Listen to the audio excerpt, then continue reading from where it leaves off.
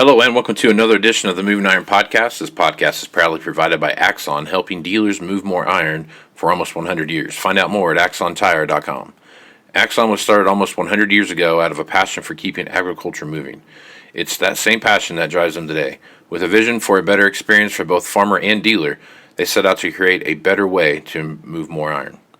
When you partner with Axon, you get immediate access to a full range of products and solutions designed to meet the complex needs of today's grower. Axon carries all major brands and sizes of tires, wheels, and tracks. From custom colors and sizes to fully customized wheels, you can have the solution for virtually any problem today's farmer is trying to solve. To find more or become an Axon dealer, please visit axontire.com. This podcast is also brought to you by Valley Transportation. Valley has over 33 years in the trucking business, moving ag and construction equipment across the country. For more information, go to valleytransinc.com or give Parker a call at 800-657-4910. At Valley Transportation, our goal is to help you reach yours. Moving iron in the 21st century. Hard-working people working hard for you and me.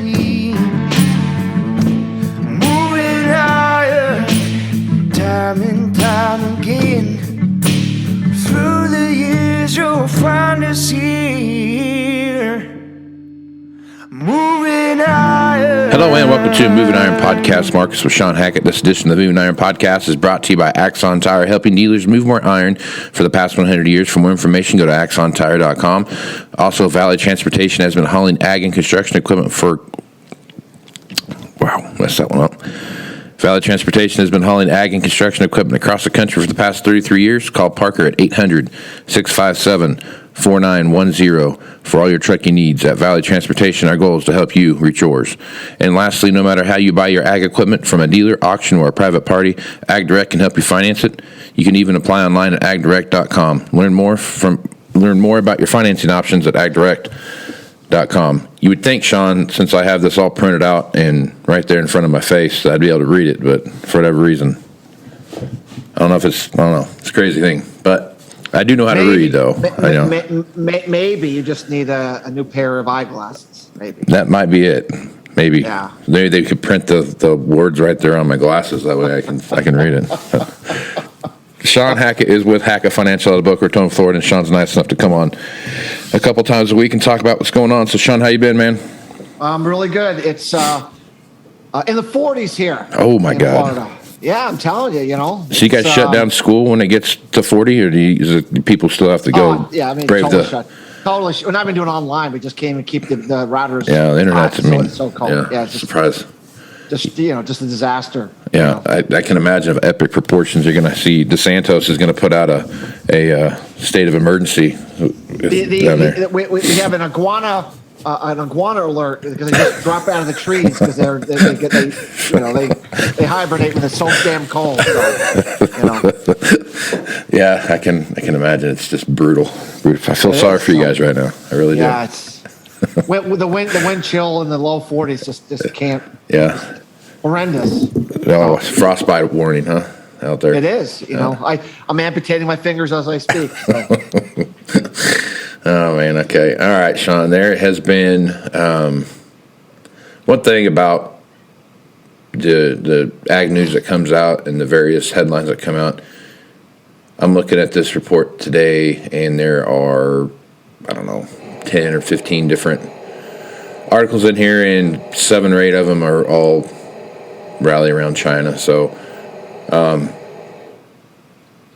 guess as you take a look what's going on with China right now, they're in one day, out the next. According to them, they've got record crops across the board, best year ever as usual. Yeah. And I guess as you take a look at what's happening with China right now, their 2021 corn imports were up 152% over the previous year, so on and so forth. I guess as you take a look at what's happening with China and just that overall demand coming out of there, kind of feels like they can say what they want to, but they're still buying quite a bit of stuff from us. Well, they've been able to get away with buying a little less corn and a little less soybeans here because they had that liquidation event for their hog herd because of the second round of ASF. But that's now happened. And then now, as you know, our work is telling us pretty clearly that they're going to start a new herd rebuilding cycle that'll really kick in the second quarter. And that means their feed needs are going to really escalate, and their ability to, put off purchases or buy less is going to go away, and they're going to have to buy a lot. So they're hoping that South America can have a big crop so they can buy a lot from them without having to buy a lot from us. I mean, that's what they would like to do. Mm-hmm. And that's what makes the weather, in South America, it's always important this time of year, but particularly important because we went into the growing season and it looked like we were going to have this record crop out of Brazil for soybeans of all time. And then we had that drought come in that we talked about from the sudden stratospheric warming over the Antarctica. Right. And it just burned up the southern soybean and corn belt in Brazil. And now you're looking at most of the estimates have gone from 145 million metric tons of soybeans down to about 133 to 135. Still a good crop, but nowhere near a bin buster. And that's a big game changer. And of course, we're just getting ready to plant second crop corn in Brazil. So we have a long way to go before we have any idea what that is. But clearly the hopes of this record crop in Brazil of soybeans is not happening. Yeah. We've had a dry start to Argentina, as we've been discussing. We're getting some rains now. A pretty good rain event this week into next. But we do not believe it's a weather pattern change. It's what's called a transient pattern change. I mean, you get a brief break in the action, and then the hot, dry pattern emerges again as you go into February. And that means that this corrective phase that we're seeing in corn and soybeans, could last a little longer. Maybe it lasts for another week or so. But we think once we get to the other side of this and everyone sees that this La Nina SSW pattern is kicking in again, we're going to have to put that weather premium back on. So we're pretty constructive that Argentina corn and soybean crops are not going to be bin busters either. And that means that the Chinese are going to be forced at some point to buy more from us than they would like. So don't do what they say, do what they do. Right. Their actions speak louder than words. And so they'll say a lot of things. But we think at the end of the day, Casey, they're going to be big buyers of our grain here from the second quarter onward, the way we see it. So. Okay. All right. So I'm going to talk a little bit about, I know the USDA report came out last week, and there's a, whatever, 1.5 billion tons of, 1.5 billion bushels of corn laying around someplace that I've talked to a lot of people and asked a lot of questions about in some pretty good growing areas about where they've got. I mean, what's your thoughts on that, man? I mean, where's all this corn at that supposedly we have? Well, as you know, we've been very outspoken with the idea that there is absolutely, positively no way, at least on the planet Earth. I don't know about Mercury. Oh, okay. I didn't realize that. I didn't realize we were counting everybody else too. But on planet Earth, there's no way we have a yield that high for corn. Our temperature model that we utilize year after year after year does not support 177. It supports something closer to 172, 173, give or take. So they've overestimated the corn crop, and that's why you don't see the bushels lying around, because they're simply not there. And what they will do, as they always do, Casey, they never admit failure. They never admit defeat. They never admit mistakes. They simply adjust future quarterly grain stocks reports and just say, we don't know where the corn went, but it must be that demand is stronger than we thought, which so we're going to make an adjustment, and we just lost 400 million bushels of corn. So we think the real number is 1.1 billion. We think we're around 1 billion bushels of corn. 1 billion bushels of corn is essentially bare minimum pipeline level. What does that mean? It means it's in the pipeline. It means you don't see it because it's in the pipeline, meaning you need that corn in there to keep the thing moving. But it's not sitting around idly in some storage bin with no purpose. It's in the system as a minimum baseline stocks. And so that's why we think we don't see the corn, because it isn't there, because they've overestimated the crop like they did last year. And then like the adjustment, mark my words, Casey, whether it's the March or the June quarterly grain stocks, they're going to have an epiphany where they just all of a sudden see there's 300 or 400 million bushels of corn they can't account for. It's just not there. And they'll upgrade their demand estimates and ethanol estimates and export estimates and say, see, we were right, but how could anyone have known demand would have been this strong? But it really wasn't this strong. They just never had their number right. So we believe that's where we're heading. And that's a long-term bullish for corn, meaning we've priced in the big yield, and I think we have nowhere to go now but lowering those supplies as we go forward into June. So, yep. Okay. Let's talk about the hog market here real quick. So if you look at what's going on there, I mean, China's showing they have a 29% jump in production. Their hog purchases have dropped off a little bit, but they've also bought a lot more stuff out of South America as well. So I guess as you take a look at the hog market right now, you talked about that kind of moving into the springtime, what that looks like over the, moving into the second quarter, that it could be some opportunity there. But I guess so as you take a look at that marketplace, what do you see happening? I think because of all the increase in costs and all, we've not had the typical herd rebuilding cycle in the U.S. for hogs with good prices. It just doesn't happen. I mean, the numbers are low and they're staying low. Mm-hmm. So every time we've had a knockdown in the market, the demand comes in and swooshes in and buys. And every time that the market has had a rally, because the Chinese are not buying like they had been, the buying drops away. We've been stuck in this thrashing back and forth market. And I think we're going to stay in that kind of a sideways trading, somewhat upward trading market, as I said, into the second quarter. And then because we don't have the animals and because we're not growing the herd, and it doesn't look like we are going to grow the herd, especially with the lower prices, then we're going to kick in Chinese demand back. And then that's really going to set off another big surge, we think, from the second quarter onward. So, I would just think that any time this market dips, if I'm a cash buyer, I want to be a buyer of it, and I think that's just where we're at. We're building for a big move higher, but it probably still about 2 to 3 months too early to see it just yet. But we're softening our bearish slant that we've had for a while, simply because A, we're getting closer to the second quarter, and B, the hog herd, we thought we'd get some bump up in the hog herd, and we're not seeing it. So, gotcha. Okay. Do you follow the poultry markets much? Sure. Okay, I'm going to talk about that in a second here. All right, so I'm reading a report this morning, and it just kind of jumped out at me. And I don't know that we've ever talked about this, Shawn, since you've been on here, but there is a report of some wild birds in South Carolina, that have reported some Eurasian H5 avian influenza that they found. And so far, nothing's happened with the poultry market there yet, but it's one of these low risk to humans, but highly, highly, highly dangerous to turkeys and chickens and stuff like that are out there. So right now, you're already fighting a marketplace that's got a pretty high price anyhow. You go throw something like this on top of that, throw a little gas on top of that fire with something like this. What are your thoughts on that particular, that particular situation there? I get some kind of avian bird flu every year somewhere. Mm-hmm. We always get, it seems like to be an annual occurrence. We find it always a little bit here, it's a little bit there.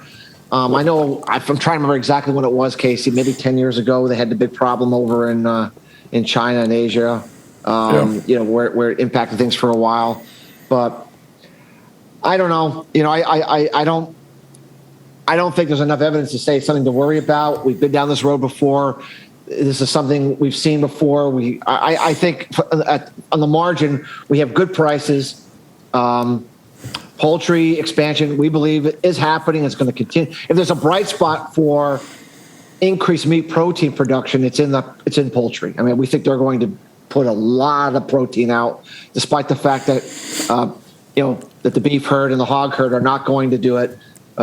We believe poultry at this profit level, they're just going to keep producing until the price falls to where they don't make money. I mean, it's just too profitable, and they can grow production very, very quickly, as you know. So, I don't see right now that being an issue. Obviously, something to monitor, but right now I just think it's more of a story bite than it is anything that's going to impact the price of poultry or really alter the meat protein supply demand equation as we go, right now. So right on. Okay. All right, last, I want to talk a little bit about the box beef price. The box beef price took a shellacking there for quite a while, but now it's starting to kind of firm back up. And, beef prices are increasing, increasingly in packer margins. Those things are starting to come back up. We're seeing some firming in what's going on in just the cattle price as a whole. But I guess as you look at that box beef marketplace, what are your thoughts there? Overall, man, we don't see, the demand is going to continue to be pretty strong. The supply, we think, is going to be, come up way short this coming season. The herd liquidation that took place, if we're correct about our wet spring scenario and an alleviation of the western drought, that means we're going to have much better hay production, much better alfalfa production, and that's going to just really take off the table any need for further herd liquidation and get everybody to retain animals and do what they're supposed to do instead of liquidating the herd. And that means beef production in the U.S. should be down considerably next year in 2022, with demand remaining very, very strong. And that's the case just about everywhere we look. We don't see beef production growing anywhere of any concern. In fact, global beef production should be down 5% in 2022 as a whole, which is a huge number. Even if demand was flat, Casey, that's a very bullish supply-demand fundamental situation. So like I said, we just think that when you're looking out ahead, grilling season, Omicron ebbing, potentially being the end of the pandemic and moving to an endemic where we no longer have that kind of risk of restriction fears. I mean, it just says, we could have a really good summer demand here with just no animals to bring through the packing houses and beef production down. So we really think, box beef's going to stay strong, and the packing house throughput problem that we've been dealing with for a year and a half, we don't believe will be a problem. We believe in any circumstance there won't be enough animals to bring through, and they'll just beat up the animals to compete with one another. So it's a good scenario for cattlemen, and so we think for the first time in a while, they could really have the upper hand and could really, actually, knock on wood, make some money here for a while, for the first time in a while. Yeah. So. Good stuff. All right, Shawn. Hey, good stuff as usual. Folks want to reach out to you and get more information about what it is you're doing at Hackett Financial. What's the best way to do that? Our website is Hackett, Hackett, advisors.com. Lots of interviews, white papers, sample reports to go over the various things that we do to see if we could be of service to your listeners. Right on. Make sure you guys go check that out. Shawn's got a lot of great information on there. So, Shawn, appreciate you being on the podcast, man. Thanks, Casey. See you on Thursday. Right on, man. I'm Casey Seymour with Moving Iron Podcast. Make sure you check me out on Facebook, Twitter, and Instagram. That's where you find the latest editions of the Moving Iron Podcast. Also, go to MovingIronLLC.com for all the latest information about Moving Iron podcasts, blogs, and also the Moving Iron Summit coming up in Nashville, Tennessee, September 6th through the 8th in downtown there at the Hilton. So if you're interested in get some information on that, hit me up at MovingIronPodcast at MovingIronPodcast.com, and I will get you all the information you want. Also, whatever podcast platform you listen to, don't be afraid to go out there and give me 5 stars. That way Shawn gets more famous than he already is. See? So check that out, folks. So with that, I'm Casey Seymour with Shawn Hackett. Let's go with some iron, folks. Out. You want to have a meaningful competitive advantage to help sell more equipment. Whether you represent the sales, parts, or management department of an implement dealership, there's a surprising amount of complexity when it comes to tire, wheel, and track technology. Let Axon worry about that so you can get back to supporting your customers. Axon has leveraged years of experience to create a streamlined process that gives you a proven path to help today's grower and sell more equipment. The roots of their organization go back almost 100 years to the invention of the rubber tractor tire. Supporting agriculture is the number one driver of Axon, from product development through sales and service. To find more or become an Axon dealer, head over to axontire.com. This podcast is also brought to you by Valley Transportation. Valley has over 33 years in the trucking business, moving ag and construction equipment across the country. For more information, go to valleytransinc.com or give Parker a call at 800-657-4910. At Valley Transportation, our goal is to help you reach yours. Moving higher in the 21st century. Hard-working people working hard for you and me. Moving higher